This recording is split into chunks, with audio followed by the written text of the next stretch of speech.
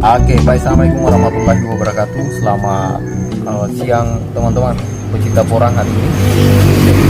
Baik teman-teman, hari ini kita kembali menelusuri salah satu pembudidaya porang yang ada di Desa Labuk, Kecamatan Tempobulu, Kabupaten Bantaing, Sulawesi Selatan, Makassar. Dan hari ini teman-teman, kita mendatangi salah satu porangnya yang bagaimana bang ya? Cukup padat juga bang ya. Iya. Nah, beda dengan porang-porang pada yang lain yang kita telusuri kemarin. Iya. Agak padat bang ya. Iya. Ini saya sampai-sampai tidak kelihatan ini. Ini hampir sama dengan porang yang dikunjungi kemarin di salah satu lahannya Pak Dusun ya.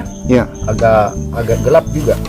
Dan baik teman-teman, untuk mempersingkat waktu juga, kita langsung tanya-tanya saja kepada beliau selaku pembudidaya porang hari ini.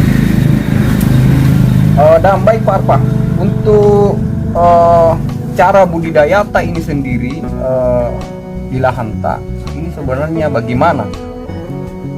Kalau ini masalah budidaya pengolahan porang, ya ini tergantung dari struktur tanah juga ya. Ya, jadi harus tahu pH-nya gitu. Kita harus periksa bagaimana kondisi tanah. Kalau memang agak padat, kita gemburkan sedikit. Oh, berpengaruh juga Pak Arpa Berpengaruh juga. Itu pun gembur harus disesuaikan dengan vitaminnya tanah, karena dari tahun ke tahun itu tanah vitaminnya kurang sekali. Iya. Dari ribuan tahun sampai sekarang vitamin tanah itu kurang. Berarti intinya bagaimana kita kasih vitamin tanah asal yang bukan ya semacam pupuk atau apa, karena itu berpengaruh menghancurkan batang kalau pupuk, apalagi kalau musim hujan. Kimia begitu Ya, Pak Arpa kalau ya. pupuk kimia itu berpengaruh menghancurkan batang dan daun. Kalau pupuk kompos kalau efeknya sendiri kepada Kalau porang. untuk kompos itu bagus sekali. Ya. Untuk ini yang di terutama sini ada yang komposnya Pak Arpa. Yang paling utama itu pupuk kandang. Pupuk kandang yang paling utama. Kalau bagi saya, kalau bagi teman-teman saya tidak tahu. Iya. Tapi kalau untuk secara pribadi saya pakai pupuk kandang. Itu pun pupuk kandang saya olah kembali. Iya. Oh, seperti itu Pak Ya. Arpa. Ini untuk porang sendiri ini Pak Arpa sudah berapa musim ini? Kalau ini porang sebetulnya baru 2 musim. Baru 2 musim Dua Pak Arpa. musim. Yang kita tanam awalnya itu Karena dari yang- kuncup atau apa? Oh, dari biji, Dari biji. dari umbi yang Up berapa itu Pak Arpa? up 10, ada up 10, ada up 20, itu macam-macam. Itu sudah kuncup Pak Arpa di. Ada yang masuk kuncup, ada juga yang belum kuncup. Ya. Untuk naungannya sendiri Pak Arpa, ini saya lihat ini agak padat sekali. Apakah tidak ada pengaruhnya sendiri atau bagaimana ini Pak Arpa? Justru bagus untuk di kalau banyak naungannya atau bagaimana Pak Arpa? Kalau untuk bicara mengenai naungan, kalau untuk secara pribadi saya untuk porang itu bagus sekali naungannya. Yang banyak naungannya? Makin padat naungan, makin bagus juga. Cuma intinya naungan jangan terlalu di bawah, harus agak tinggi naik. Agak tinggi Pak Arpa. Ya. Karena ada juga satu porang itu saya tidak padatkan naungannya, itu beda. Oh, beda juga Ya. Pak Arpa di. Makanya itu saya dalam satu lahan beda teknik. Dimana yang ada yang berhasil, tekniknya itu yang saya ikuti. Dan ini pun porang saya ini, kalau bagi saya sudah masuk 60%, itu belum masuk 70%. Belum masuk Iya. 70% Pak Arpa. Karena masih ada porang salah satu lahan saya yang lebih bagus daripada ini. Jadi makanya ini saya intikan masih masuk 60%. Tapi kalau bicara mengenai naungan, lebih padat lagi di lahan yang satu dibandingkan yang ada ini kita lihat sama-sama kan? Iya. Ya. Ini agak padat juga Pak Arpa. Ini Kalau- jarak tanahnya sendiri nih Pak Arpa, saya lihat ini tidak terbatas Pak Arpa ya. Kalau ada ini- yang teratur, ada yang bagaimana gitu. Oh, kalau ini masalah jarak tanam itu saya tidak atur. Ya, kira-kira Ah. berpengaruh tidak untuk umbinya sendiri? Kalau misalnya kita Kalau tanam itu- seperti ini, Kalau itu masalah tanam padat atau tidak tergantung dari teknik penanaman porang. untuk tekniknya sendiri bagaimana Kalau Pak Arpa? tekniknya penanaman porang itu, kalau intinya kita mau padatkan, Ya. masalah umbi kita selip dulu. Ada yang kecil, ada yang besar. Oh, jadi artinya nanti di Eh. size Pak Arpa di. Di size. Iya. Oh. Pertamanya kita kasih jarak 70, kita tanam yang besar dulu, atau size 5 atau size 10.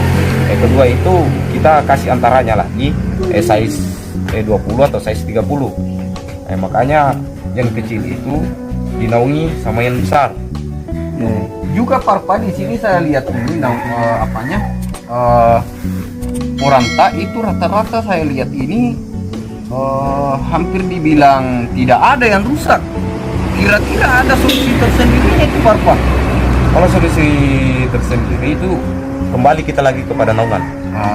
Kalau masalah yang rusak, kembali lagi kita kepada naungan. Kedua Parpa, Karena mengenai juga- jamur batang juga saya biasa lihat itu Parpa. Kira-kira mungkin ada solusi Parpa? Kalau mengenai masalah jamur batang, saya pakai yang apa intinya? Pakai racun kah atau racun hamanya racun itu hama. apa itu Parpa? Kalau untuk sementara saya pakai racun hama merek Alika. Cuma ini disemprot Parpa di disemprot.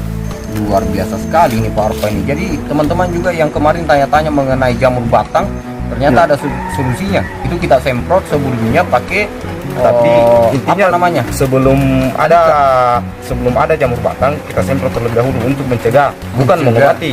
Oh. Karena intinya lebih baik mencegah daripada mengobati. Artinya kalau sudah tertidur porangnya itu tidak bisa diobati Tidak lagi. bisa lagi. Luar harus biasa sekali. harus dengan keadaan subur baru kita semprot. Kalau sudah terkena jamur batang, intinya kalau ada terkena jamur batang satu, kita ambil saja umbinya, kita kasih keluar lahan, jangan disimpan dalam lahan. Juga, pertanyaan selanjutnya juga Parpa, ini kan kemarin nih ada juga tanya-tanya mengenai kan yang untuk memperbesar umbi kan sudah banyak orang yang mengetahui, dan untuk memperbesar katak juga itu kemarin banyak yang tanya juga. Kira-kira buat Parpa ini bagaimana kira-kira untuk memperbesar kataknya sendiri? Kalau untuk masalah memperbesar kata, nah saya pakai apa lagi Solusi yang bagaimana? kira-kira karena ada intinya itu pupuk daun, ada juga pupuk buah. Buah. Nah, Jadi- kalau hanya untuk kata saya pakai pupuk buah. Tapi intinya umbinya tidak boleh dipanen. Tidak boleh dipanen. Ya karena terkena zat kimia. Oh, ada juga kemarin Parpa saya lihat itu di kebun beberapa warga di sini. Itu kalau misalkan sudah muncul katanya, itu di sini itu di agak patah begitu. Oh begini, contohnya begini kan? Ini. Seperti itu Parpa. Begini kan? Iya. Kira-kira bagus juga itu atau bagaimana? Kalau ini untuk budidaya poran, ini kan masih muda, masih muda. muda kan? Ah. Nah, kita lipat di sini. Ini kan dari bawah ini tidak seberapa lagi, cuma ini yang keluar. Intinya kan kalau kita kembali dengan jangka pendek, itu intinya bibit ini masih muda. Masih muda, Mudah sekali, mudah hancur, mudah terkena jamur. Beda kalau disesuaikan seperti ini, dibiarkan saja sampai dia dorman sendiri turun. Ini bibit yang paling bagus kita ambil. Ada untuk porangnya sendiri Parpa, untuk jenis umbi yang kita panen yang tidak dorman, perbandingan yang tidak dorman dan yang dorman, kira-kira apa perbandingannya Parpa?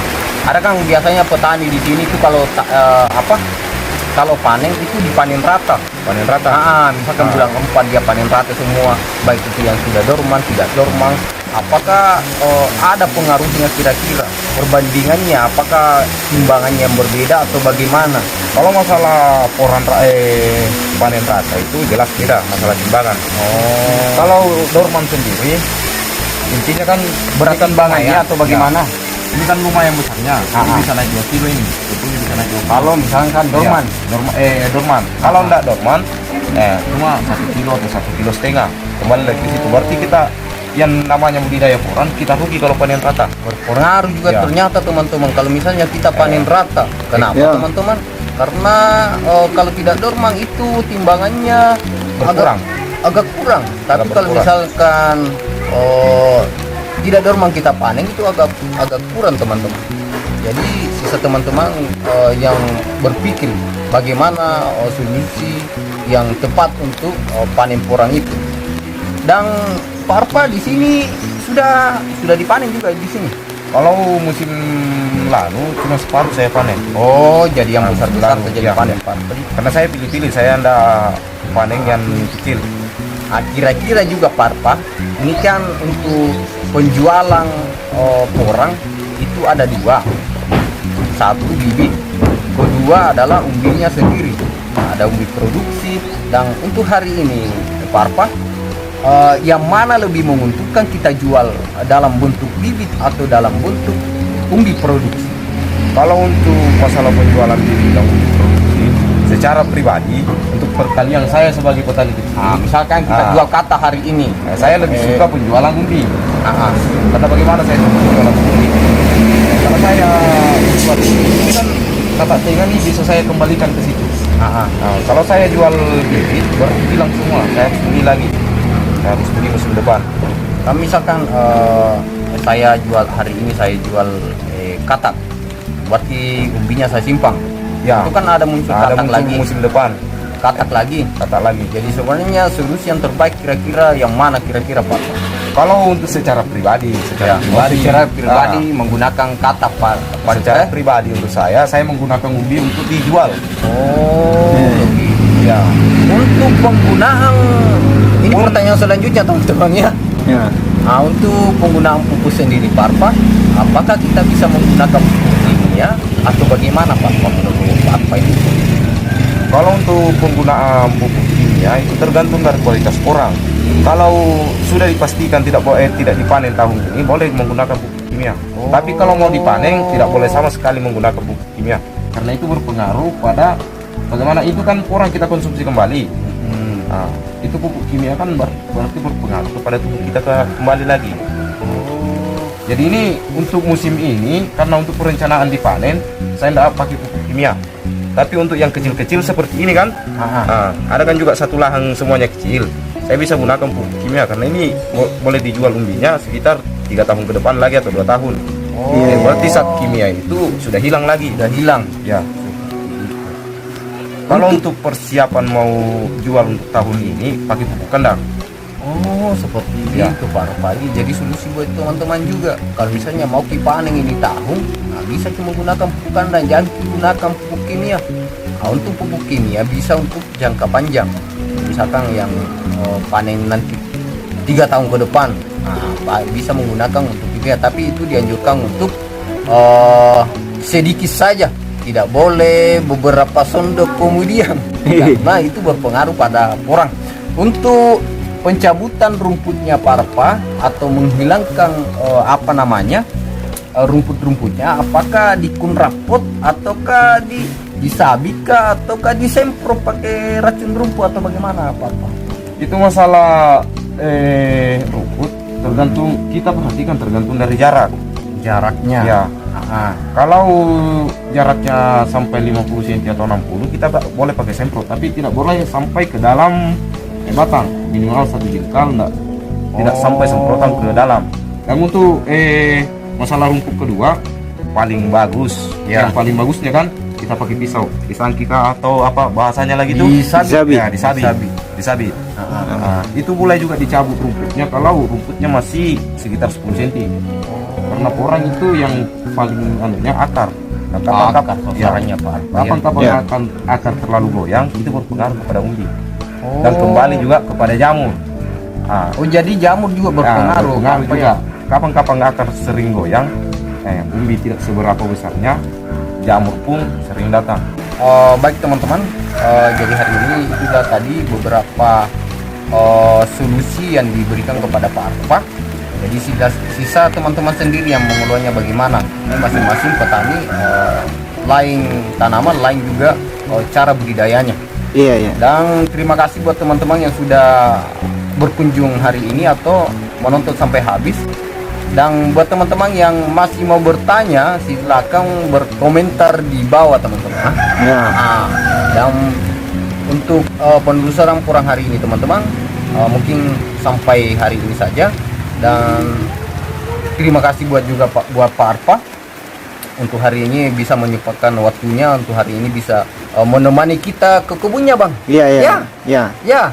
Baik itu saja dan assalamualaikum warahmatullahi wabarakatuh. Waalaikumsalam.